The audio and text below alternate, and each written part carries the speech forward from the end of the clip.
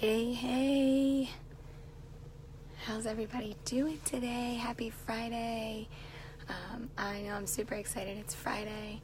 I sound terrible. I'm losing my voice. I have probably a sinus infection. This weather sucks. It's messing me up big time. Like the highs and lows, the rains, the sun, it always messes me up. So I'm going to go live and I'm going to try really hard to keep my voice as working as possible. So if you can't understand something I said, don't hesitate to ask because my voice goes in and out. But I wanted to hop on and just talk a little bit about being part of a team. So yeah, I'm sitting in the car. Henry is asleep in the back seat. We are waiting for Henry to get off work, and then we're gonna go run some errands. So I thought, what a better time to go live than while you're waiting in the car and you're bored. So that's what I'm doing. If you're catching this live, type live in the comments so that I can shout out to you. And if you're catching this on replay, go ahead and type replay in the comments so I can thank you for watching. So one of the things that I did today at work was work on an IEP. And for those of you who are not teachers or not a parent with a child with an IEP, IEP stands for Individual Educational Plan, Individualized Educational Plan. So what it is basically a plan that's specifically for a student who's struggling in a certain area in school, and it can be anything from basic reading to occupational therapy type issues. And today I was tasked with creating an IEP for a current student of mine who will be changing placements. So he will no longer be in my classroom starting next year. He's actually going to be in a smaller class with more teachers, just because it's the level of support that he needs. So part of this whole educational plan, this IEP process, it's a lot of work, and it is one of the reasons I became a teacher, because I love working with students with special needs. If you are a teacher or if you are a parent of a student with special needs and you've ever written an IEP, if you've ever gone to an IEP meeting, put a 1 in the comments, because you guys are going to know exactly what I'm talking about. So part of this whole IEP process, it's very intensive. It's anywhere from like 7 to 15 pages of data and information on how to help a student succeed. So today I was working with 2 other teachers to write this IEP. I was working with my team teacher, and I was working with the teacher who's going to be this student's teacher next year. And I have I've written many IEPs in my teaching career, and it takes hours to write a good, effective IEP. If you're a teacher, if you're a parent, and you know the amount of work that goes into an IEP, put a 2 in the comments, because it's a lot of work. It has to be very specific to the students, not like a copy and paste kind of thing. So there's so many moving parts to it, and you have to write different goals. You have to write their current data, you have to write their past data, you have to write their strengths, their weaknesses, you have to write what kind of things, services you're going to add to their day, modifications you're going to make to their curriculum or their assignments, how you're going to support them. So it's a lot of work, and I've written many of these, and it's taken me hours. And today, fortunately, I was able to sit down with 2 teachers, and we were able to knock this IEP out together. And I cannot tell you how much easier it was to work as a team to get this done. And the reason for that is because we were all working together, and we all have strengths in different areas. And we were all able to give our input. We were all able to take a little section of the IEP and work on it separately, and then collaborate together if we had a question. So just working as a team was so important in writing this IEP, and it made it just fly by. We got it done quickly.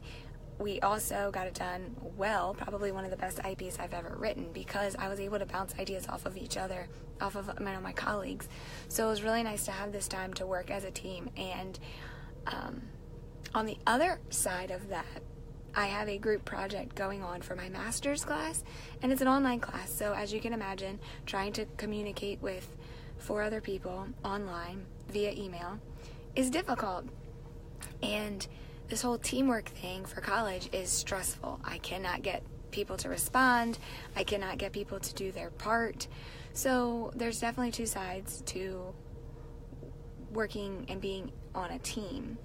And part of my objection to joining this hair care business was that I wouldn't be able to succeed because I don't know anything about hair. I don't know anything about products. One of my strengths in being a teacher is I know everything about special education and IEPs because I went to school for it. I trained in it. I love it. I live it. I breathe it. I read about it. I work so hard to learn new things about it. So bringing that to the table feels a lot better writing an IEP than bringing my lack of information, my lack of knowledge into running my own business about hair care. And that was one of my biggest objections when I talked to Natalie. I was like, I don't know anything about hair. I wash it, I brush it occasionally, like that's all I know. I know it grows. I don't even know what split ends really look like. I've never really had them, I don't think. So she was very, very supportive, and she's like, girl, I understand, but let me tell you what we have for you. And she started in, and I was kind of like, okay, yeah, like there's a team, great. But it's more than just a team. It's a group of women and men that are so supportive. I have been in trainings with these people, never met any of them in real life, just through social media and through Zoom calls, but it's the amount of support that you get is unreal. And when I'm not sure of something, I ask my upline, and she asks her upline. Or if I'm not sure about something, I go to our Facebook page and I, type in my question and I get an answer. I get multiple answers. When I'm just having a bad day and I'm like, I'm not doing well, I'm not hitting my goals, I have teammates and members of this team that are lifting me up and encouraging me all the time. And even in areas that don't involve this business, for example, one of our ladies on the team had an incident with her grandmother that, caused her to take some time away from the business. And just the amount of support and teamwork that I saw people giving her, it was so inspiring. So my objection to not being able to do this because I can't do it by myself was quickly shot down by the amount of teamwork. And being part of this team, it's not everybody's a professional. Not everybody is a stylist. Not everybody is a professional in finances or a professional in social media networking or compensation plans. But each of us coming together and giving a little bit of what we are a professional at or what we are confident in, and then putting it together, that's what makes the dream work. So having a great team doesn't necessarily mean that everybody's good at everything, because that's not real life. We're not. But having a great team is when everybody's supporting one another and everybody's working together to be successful and to achieve something. And I think about, when I played sports in high school and in when I was younger in rec league. Put a 3 in the comments if you've ever played sports, or put the sport that you played, like softball, soccer, whatever you played. How important is teamwork in that? It's so important, because you can't play the game without a team. You can't be successful without a team. I don't know of any sport really that you can be successful at without your teammates. Sure, you can have personal success in maybe batting average, but without the other people on your team, that doesn't necessarily help overall success. You have to practice. Who do you practice with? You can't practice batting by yourself. I mean, you can throw the ball up and you can swing the bat and hit it, but how effective is that?